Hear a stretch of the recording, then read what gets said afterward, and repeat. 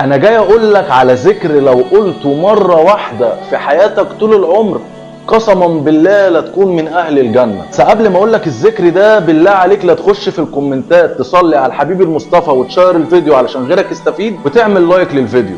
الرسول صلى الله عليه وسلم قال: من قال لا اله الا انت سبحانك اني كنت من الظالمين فتحت له ابواب الجنة. يا الله، شفت بقى؟ ذكر بسيط جدا وسهل جدا لو قلته مرة واحدة في حياتك ابواب الجنة هتتفتح لك. بالله عليك سيدنا وحبيبنا وشفيعنا ما يستاهلش ان انت تخش تصلي عليه في الكومنتات؟